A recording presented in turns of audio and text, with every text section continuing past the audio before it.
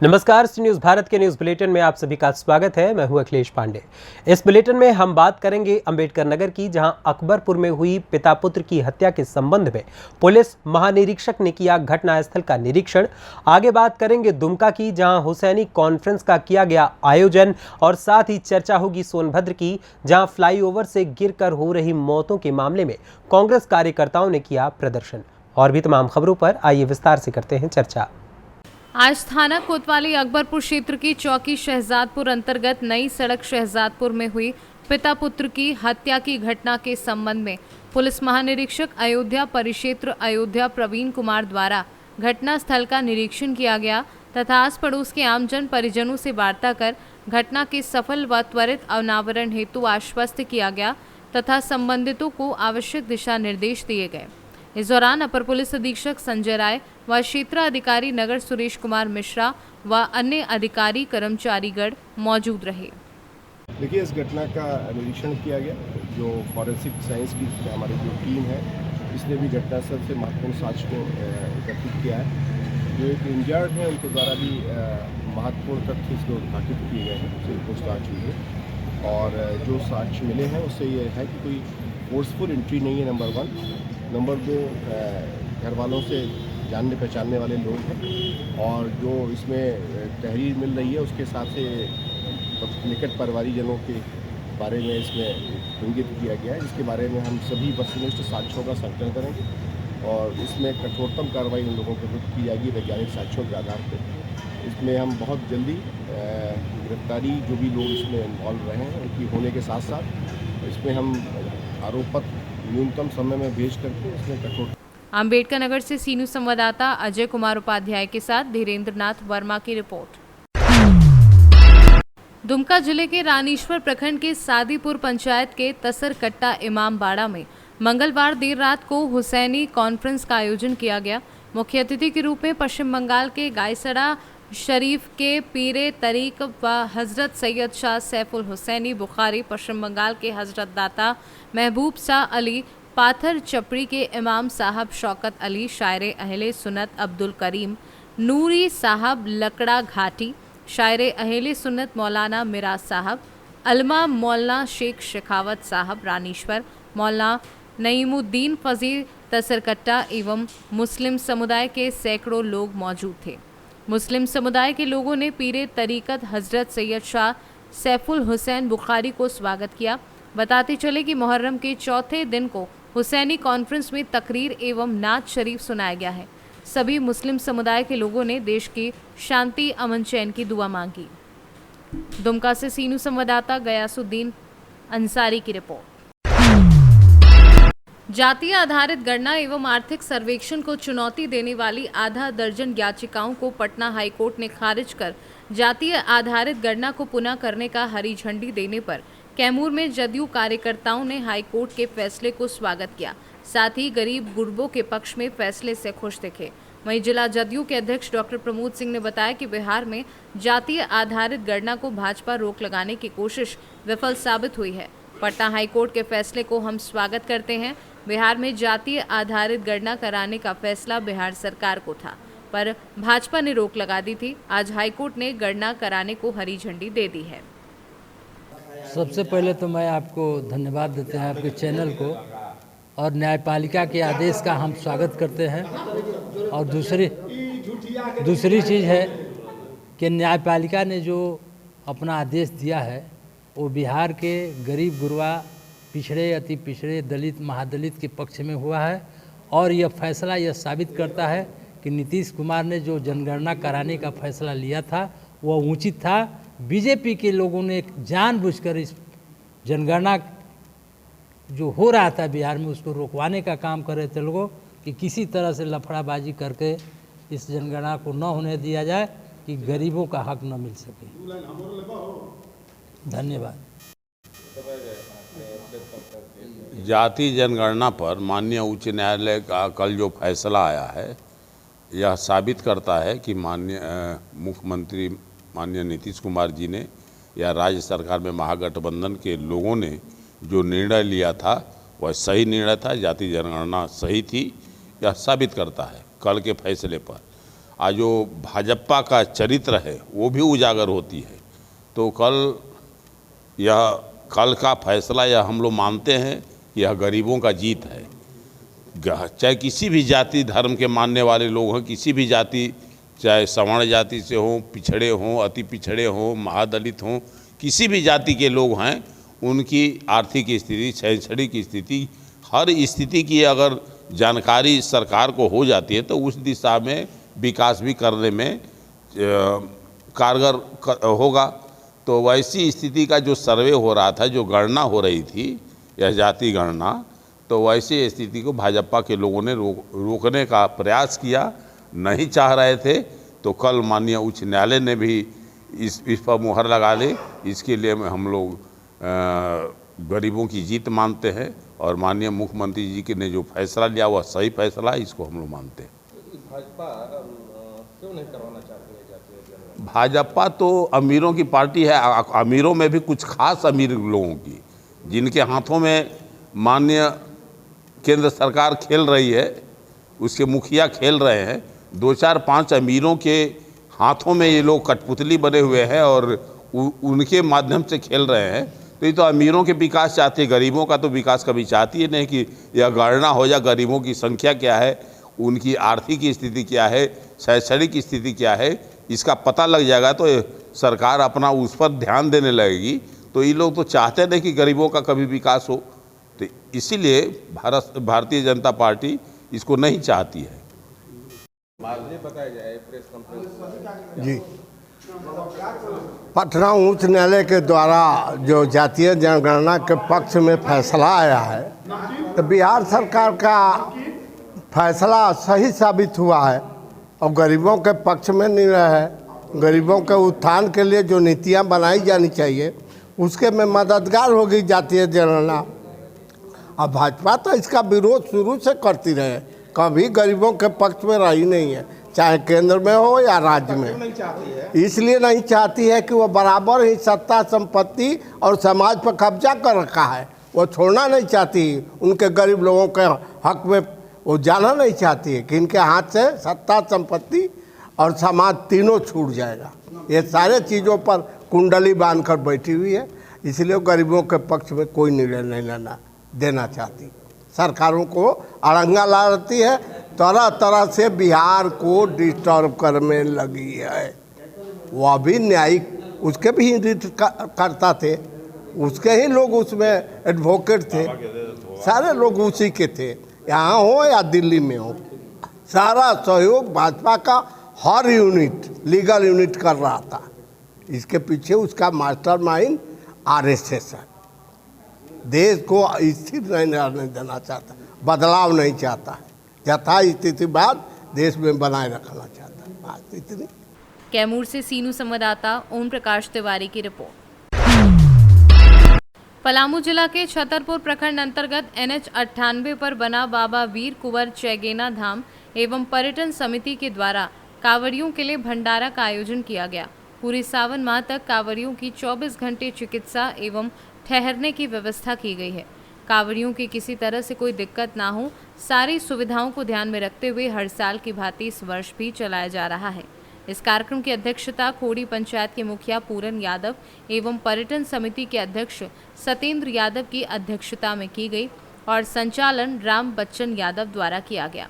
इस कार्यक्रम के मुख्य अतिथि पलामू जिला के पूर्व सांसद मनोज कुमार भुइया एवं राजद के पलामू जिलाध्यक्ष मोहन विश्वकर्मा, विशिष्ट अतिथि में कृष्णा गुप्ता, कैलाश यादव, शंकर यादव आदि लोग मौजूद रहे।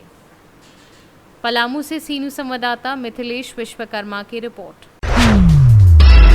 सोनभद्र के रॉबर्ट्सगंज में स्थित फ्लाईओवर से गिरकर अब तक आधा दर्जन लोग मौत के मुंह में समा गए हैं। इस फ्लाईओवर को लगभग 8 वर्ष पहले चेतक कंपनी के द्वारा बनाया गया था, जबकि फ्लाईओवर के दोनों किनारों पर जाली लगनी थी। लोगों का आरोप है कि निर्माणाधीन कंपनी चेतक ने घटिया मटेरियल का प्रयोग कर फ्लाईओवर का निर्माण कराया, जिससे सड़क उबड़-खाबड़ बन गई है।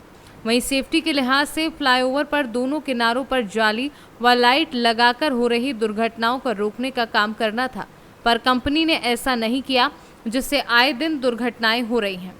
वहीं एक दिन पहले रॉबर्ट्सगंज विधानसभा के विधायक भूपेश चौबे ने सख्त चेतावनी देते हुए कंपनी को जल्द से जल्द जाली लगाने की मांग की थी।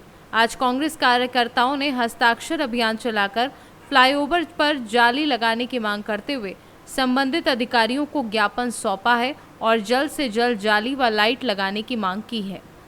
शत्रुंजय मिश्रा, प्रवक्ता कांग्रेस सोनभद्र। जनपद सोनभद्र के वाराणसी शक्तिनगर मार्ग पर रावतगंज स्थित फ्लाईओवर जो बना हुआ है, विगत 7 वर्ष पूर्व ये बना हुआ था और उपसा के अधिकारियों कर्मचारियों की लापरवाही से और जिले के अधिकारियों की उदासीनता से अभी तक फ्लाईओवर पे सेफ्टी जाली और लाइट की व्यवस्था न होने से लगातार कई घटनाएं सोनभद्र में हो चुकी हैं। जैसा कि मैं आपको बताऊं कि फ्लाईओवर जो बढ़ौली चौक के समीप है, वहां से बाइक से टकराकर कई लोग मौत के मुंह में समा गए। बावजूद इसके न तो जिला प्रशासन इसकी सूद ले रहा है और न ही उपसा के अधिकारी और कर्मचारी। इसको लेके कांग्रेस पार्टी द्वारा आज बढ़ौली चौराहे पे हस्ताक्षर अभियान की शुरुआत किया गया है।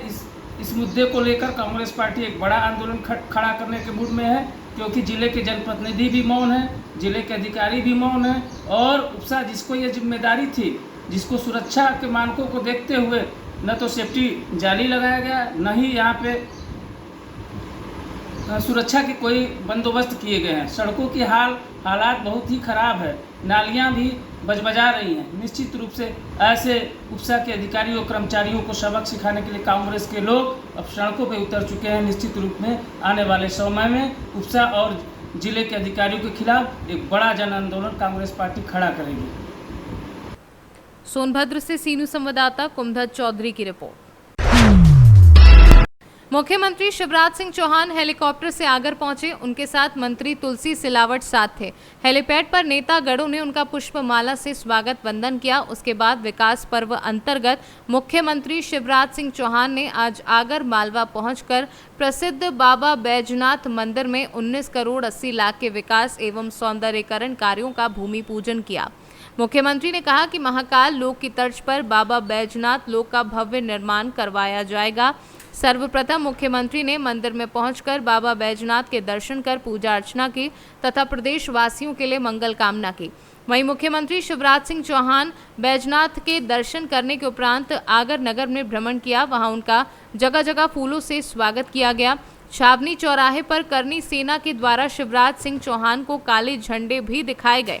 उन्होंने लाडली बहना के कार्यक्रम को संबोधित करते हुए कहा कि उनका भाई अभी जिंदा है, उनको हर महीने उनके खाते में पैसा आएगा, चिंता करने की कोई बात नहीं है। आगर मालवा से सीनियर संवाददाता लाड सिंह चौहान की रिपोर्ट। खबर पश्चिम चंपारण बेतिया के नरकटियागंज से है, जहां प्रखंड आपूर्ति पदाधिकारी आसिफ इकबाल का विदाई समारोह का आयोजन किया गया, जिसमें मुख्य अतिथि नरकटियागंज प्रखंड विकास पदाधिकारी और गौनाहा प्रखंड आपूर्ति एवं लौरिया प्रखंड आपूर्ति की उपस्थिति में विदाई समारोह संपन्न हुआ। वहीं आसिफ इकबाल ने वहां उपस्थित जन वितरण प्रणाली और अतिथिगण को संबोधित करते हुए कहा कि कब 3 वर्ष आप लोगों के बीच समाप्त हो गए पता ही नहीं चला, लेकिन खुशी है कि न्यू वर्तमान प्रखंड आपूर्ति पदाधिकारी अमरेंद्र कुमार ने पद ग्रहण किया है, जो आप लोगों को हमसे बेहतर सेवा प्रदान करेंगे। बेतिया से सीनू संवाददाता विनोद कुमार की रिपोर्ट। लातेहार जिला के बालूमाथ प्रखंड से अंचल कार्यालय के सभागार कक्ष में बुधवार को प्रखंड के पंचायत समिति सदस्य एवं प्रखंड विकास पदाधिकारी के बीच प्रखंड में चल रहे विकास योजनाओं को लेकर प्रमुख की अध्यक्षता में एक बैठक संपन्न हुई। बैठक में सर्वप्रथम प्रमुख ममता देवी, उप प्रमुख कामेश्वर राम, बीडीओ राजश्री ललिता बाखला के द्वारा प्रखंड में चल रही विकास योजनाओं का जायजा लेते हुए लंबित पड़ी योजनाओं को जल्द पूरा करने का निर्देश दिया गया। बैठक के दौरान उप प्रमुख के द्वारा राजकीयकृत उच्च विद्यालय के जमीन को अतिक्रमण मुक्त करने का मामला उठाया गया, जिस पर अंचल निरीक्षक के द्वारा स्पष्ट शब्दों में कहा गया कि 1 सप्ताह के अंदर विद्यालय के जमीन को अतिक्रमण मुक्त करा दिया जाएगा। बालूमाथ से सीनू संवाददाता मोहम्मद अरबाज की रिपोर्ट। पूर्वी चंपारण जिले के तेतरिया प्रखंड में जाति आधारित सर्वे के बचे हुए कार्य को पूरा करवाने के उद्देश्य से पकड़ीदयाल अनुमंडलाधिकारी कुमार रविंद्र पहुंचकर संबंधित पदाधिकारियों को जल्द से जल्द बचे हुए जातीय आधारित सर्वे कार्य को पूरा करने का निर्देश दिया। इस दौरान उन्होंने आरटीपीएस काउंटर का भी निरीक्षण किया। उन्होंने बताया कि निरीक्षण के दौरान आरटीपीएस की थोड़ी बहुत भौतिक अव्यवस्था देखी गई, जिसे जल्द से जल्द पूरा करने का निर्देश दिया गया है।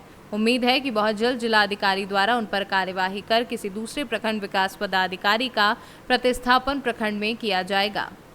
हम लोग अब जातीय आधारित जो सर्वे हो रहा है उसी के क्रम में हम लोगों ने काम आज से शुरू किया है। उसी के क्रम में मैं यहाँ आया हूँ और हम लोगों का ये है कि जो भी बचा हुआ 10-5% काम है उसको हम लोग शुरू करा दें और अगले 1-2 दिनों में ख़त्म करा दें। उसी के क्रम में आरटीपीएस काउंटर का निरीक्षण किया गया है। थोड़ी बहुत अव्यवस्था है जिसको आजकल में दूर करने का निर्देश मेरे स्तर से दिया गया है। वो सारा चीज़ ठीक कराया जाएगा और संबंधित बीपीआरओ, अंचल अधिकारी और जो भी प्रखंड शिक्षा प्रसार पदाधिकारी हैं इसको ठीक करा के हमें कल तक प्रतिवेदित करेंगे। जी, यहाँ प्रखंड विकास पदाधिकारी 2 माह से नहीं है। ये प्रशिक्षण में गए थे, उनको शोकज भी किया गया है और उनके द्वारा कोई रिस्पांस नहीं दिया जाता है। दूरभाष पे भी कई बार बात करने का प्रयास किया गया लेकिन उनकी तरफ से रिस्पांस नहीं दिया गया। इस संबंध में जिलाधिकारी महोदय को सूचना दी गई है। उम्मीद है अविलंब जिलाधिकारी महोदय के स्तर से उन पर कार्रवाई होगी और किसी दूसरे प्रखंड विकास पदाधिकारी का पदस्थापन होगा या फिर संभवतः यहाँ के जो पदाधिकारी द्वय हैं उन्हीं में से किसी को प्रभार देकर तत्काल कार्य कराया जाएगा। मोतिहारी से सी न्यूज़ संवाददाता अजय मिश्रा की रिपोर्ट। सुअर पशुपालकों को मृत सुअरों का मुआवजा दिलाए जाने के साथ साथ पशु चिकित्सा विभाग के प्रमुखों के खिलाफ कार्यवाही किए जाने को लेकर संयुक्त किसान मोर्चा की अगुवाई पर बसोर समाज के कलेक्ट्रेट रीवा के समक्ष महापड़ाव आंदोलन के 10 माह पूरे हो चुके हैं। मोर्चा के संयोजक शिव सिंह ने बताया कि शिवराज सरकार ने आज तक आंदोलनकारियों की मांगों का निराकरण नहीं किया, जिसको लेकर आंदोलन स्थल कलेक्ट्रेट के समक्ष संयुक्त किसान मोर्चा एवं आंदोलनकारियों तथा संगठनों की वृहद बैठक आयोजित कर आगामी 11 अगस्त को केंद्र एवं राज्य सरकार के सभी मंत्रियों को खून से हस्ताक्षरित ज्ञापन सौंपने का निर्णय लिया गया है। बैठक में प्रमुख रूप से मौलिक अधिकार पार्टी के प्रदेश अध्यक्ष BL सेन, मोर्चे के नेता रामजीत सिंह, इंद्रजीत सिंह आदि लोग उपस्थित रहे। रीवा कलेक्ट्रेट परिसर के सामने विगत 10 माह से चल रहे सुअर पशुपालकों के आंदोलन में आज संयुक्त किसान मोर्चा और बंसल समाज की सामूहिक मीटिंग आयोजित की गई, जिसमें निर्णय लिया गया कि आगामी 11 अगस्त को संयुक्त मोर्चा के किसान साथी और साथ ही सुअर पशुपालक साथी सभी मिल करके केंद्र और राज्य सरकार के सभी मंत्रियों को खून से हस्ताक्षर करित ज्ञापन सौंपने का काम करेंगे और अगर इसके बाद भी अगर सरकार नहीं सचेती है तो इसके बाद बड़ा बृहद आंदोलन करने का मीटिंग में एक सहमति के साथ में निर्णय लिया गया है। रीवा से सी न्यूज़ संवाददाता अर्जुन तिवारी की रिपोर्ट। पुलिस मुख्यालय महिला सुरक्षा शाखा भोपाल के निर्देश अनुसार विशेष जागरूकता अभियान मैं हूं अभिमन्यु शुरू किया गया। अभियान अभिमन्यु के द्वितीय चरण में दिनांक 1 अगस्त से 15 अगस्त तक पूरे प्रदेश में चलाया जा रहा है। पुलिस अधीक्षक रीवा के निर्देश अनुसार महिला सुरक्षा शाखा रीवा द्वारा विशेष जागरूकता अभियान मैं हूं अभिमन्यु जिले में प्रारंभ किया गया है। अभियान का विशेष उद्देश्य पुरुष समाज को ध्यान में रखकर महिलाओं एवं बालक बालिकाओं के प्रति नजरिया बदलने और उनके विरुद्ध होने वाले अपराधों में कमी लाने एवं बालक एवं बालिका को समान अवसर प्रदान करने, समाज में व्याप्त लिंग भेद को समाप्त करने एवं सभ्य समाज के निर्माण हेतु रूढ़िवादी धारणाओं एवं पूर्वाग्रहों के चक्रव्यूह को तोड़ते हुए महिलाओं के विकास एवं सह अस्तित्व का सहभागी बनना आवश्यक है। अभियान के तहत रीवा जिले के Integrity International higher secondary school और पॉलिटेक्निक कॉलेज मारतंड क्रमांक 1 से 3 में छात्र छात्राओं को जागरूक किया गया। साथ ही महिला संबंधी अपराधों की जानकारी दी गई और अभियान का शुभारंभ किया गया। आइए सुनाते हैं इस अभियान को लेकर डीएसपी प्रतिभा शर्मा ने क्या कहा।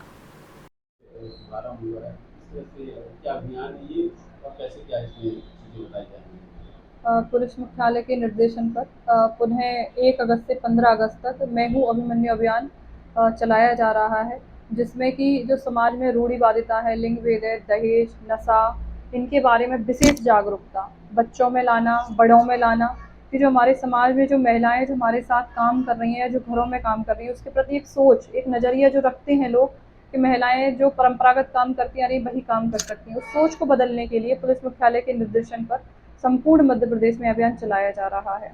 इसके अंतर्गत हम लोगों के द्वारा पूरे ज़िले में कॉलेज, स्कूल्स और चाट चौपाटी और मार्केट और सब जगह पर नुक्कड़ नाटक, वाद विवाद प्रतियोगिताएं, प्रश्नावली हल करवाना, मैराथन दौड़ का आयोजन किया जाना है, जिसके अंतर्गत अभी हमारे द्वारा पॉलिटेक्निक कॉलेज और मार्तंड क्रमांक 1, 3 और एक प्राइवेट स्कूल में इस अभियान के अंतर्गत शपथ ग्रहण कराने से प्रश्नावली हल करवाना और वाद विवाद प्रतियोगिताओं का आयोजन किया गया।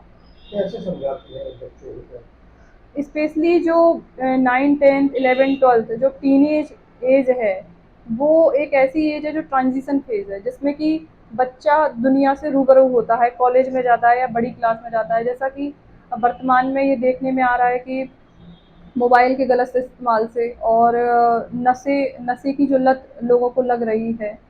रीवा से सीनू संवाददाता अर्जुन तिवारी की रिपोर्ट। फिलहाल के लिए इस न्यूज़ बुलेटिन में बस इतना ही। देश दुनिया की तमाम खबरों के लिए देखते रहें सी न्यूज़ भारत, हर खबर आपके साथ, आपके हाथ।